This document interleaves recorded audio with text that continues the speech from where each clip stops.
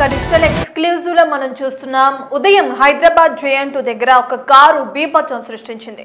ఇందులో భాగంగా నానా హంగామా చేసిందని చెప్పుకోవచ్చు.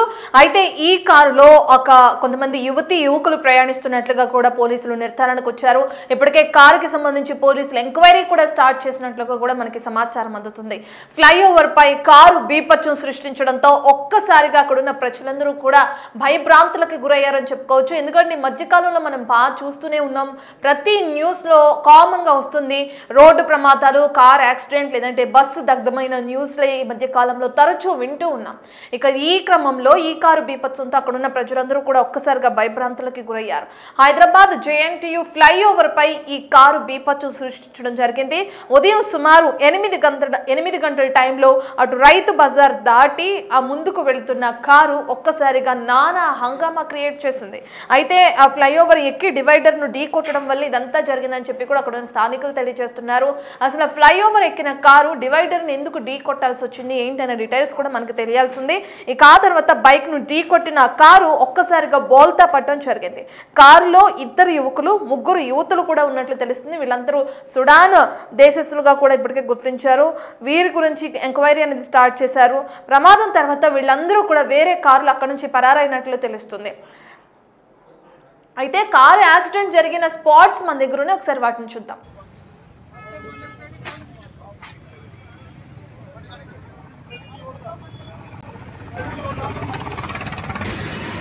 What happened? What happened?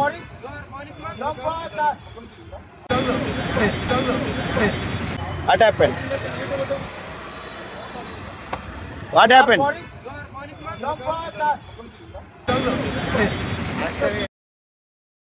ఇక విజువల్స్ లో మనం చూసాం కదా, ఇప్పుడే ఆ సుడాన్ దేశస్తుల్ని పోలీసులు ఇప్పటికే అదుపులోకి తీసుకున్నారు.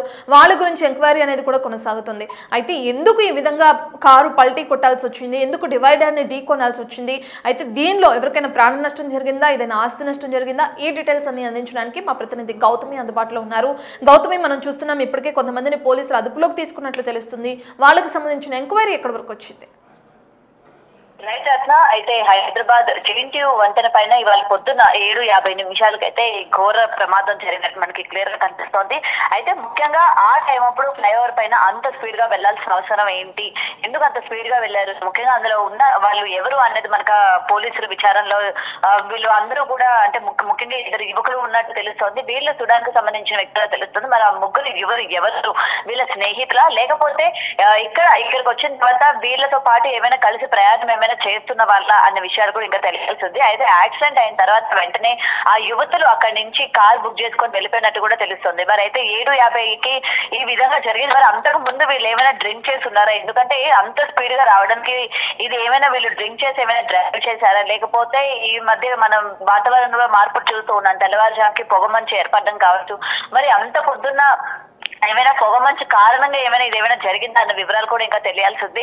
సో ఏది ఏమైనా కూడా ఈ ఫ్లైఓవర్ పైన మనకి ఎంత ర్యాష్ గా డ్రైవ్ చేస్తూ ఉంటారో మనం క్లియర్ గా చూస్తూ ఉంటాం. ముఖ్యంగా 7:50 అంటే మొత్తం కూడా తెల్లవారు అయిపోయింది, చాలా మంది అప్పటికే రోడ్లపైకి చాలా మంది వస్తున్న పరిస్థితి కనిపిస్తుంది. మరి ఆ టైంలోనే అంత స్పీడ్ లోని ఫ్లైఓవర్ పైన డ్రైవ్ చేయాల్సిన అవసరం ఏముంది, అండ్ వాళ్ళు కూడా వేరే దేశానికి సంబంధించిన వ్యక్తులుగా కూడా తెలుస్తుంది. మరి అయితే అంత పొద్దున వీళ్ళు డ్రింక్ చేసి ఉండొచ్చా, డ్రింక్ చేసి ఉంటేనే ఇంత ర్యాష్ గా డ్రైవ్ చేస్తారు. మరి ఇప్పుడు దీనికి సంబంధించి వాళ్ళని అదుపులో కూడా తీసుకున్నట్టు తెలుస్తుంది. మరి వాళ్ళకి బ్రీత్ అనలైజర్ టెస్ట్ కాకపోతే ఇవన్నీ కూడా చేసిన తర్వాత వాళ్ళు డ్రింక్ చేస్తున్నారా, లేకపోతే నార్మల్ గానే వాళ్ళు అసలు ఎంత స్పీడ్ గా వెళ్లారు, ఎందుకు దేన్ని ముందుగా వాళ్ళు డివైడర్ గుద్దినట్టు కూడా తెలుస్తుంది. మరి అంత స్పీడ్ గా రావాల్సిన అవసరం ఏంటి, అయితే ఇప్పటికే వాళ్ళందరూ కూడా సురక్షితంగా ఉన్నట్టు మనకి క్లియర్ గా తెలుస్తుంది. ఎందుకంటే ఎవరికి ఎటువంటి హాని కూడా కలగలేదు, అంటే ఎటువంటి ప్రమాదం చోటు చేసుకోలేదు.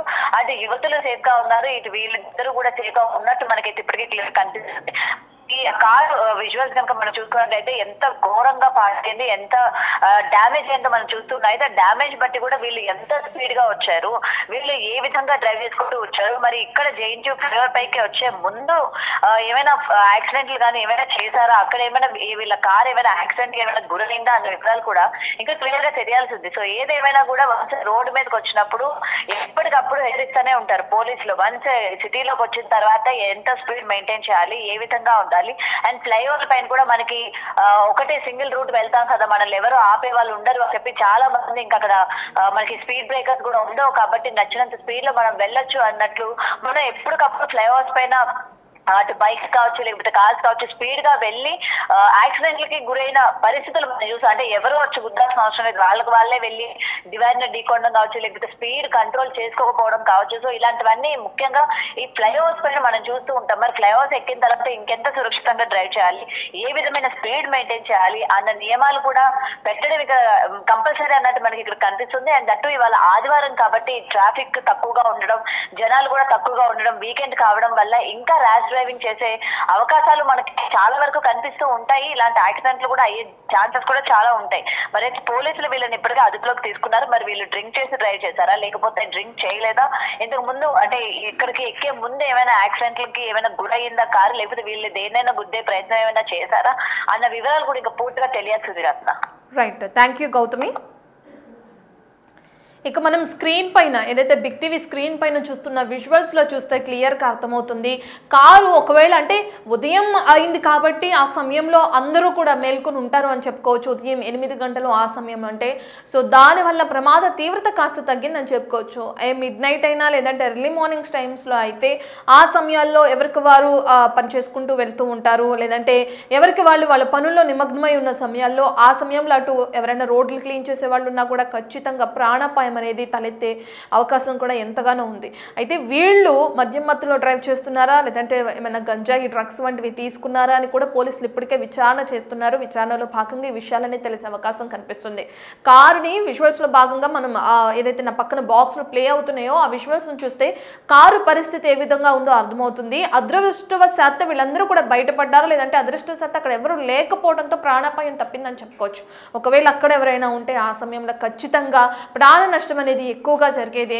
అయితే ఇటువంటి ఘటనలు జరగకుండా ఉండాలంటే పోలీసులు కఠిన చర్యలు తీసుకోవాలని కూడా అక్కడ ఉన్న స్థానికులు తెలియజేస్తున్నారు. ఇంతకు ముందే దివాళీకి ముందు రోజు మనం చూసాము ఇదే విధంగా కారు స్పీడ్ బ్రేకర్ ఉన్న దగ్గర కారు స్లో చేసుకోనే బదులు అక్కడ ఎదురుగా వెళ్తున్న ఒక బైక్ని ఢీకొనటం, దాని మీద ఉన్న ఒక చిన్న బాబు 8-9 సంవత్సరాల బాబు చనిపోవడం కూడా తీవ్ర విషాదం నింపిందని చెప్పుకోవచ్చు అటు కూకట్పల్లి సైడ్లో. ఇప్పుడు మళ్ళీ అటువంటి ఘటన తెరపైకి తీసుకొస్తూ కూడా ఈ కారు హల్చల్ చేసి బీభత్సం సృష్టించింది.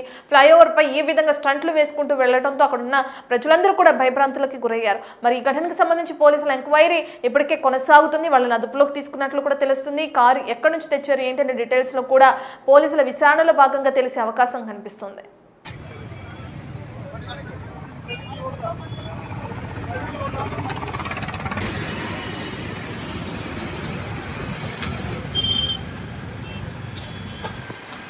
What happened? What happened?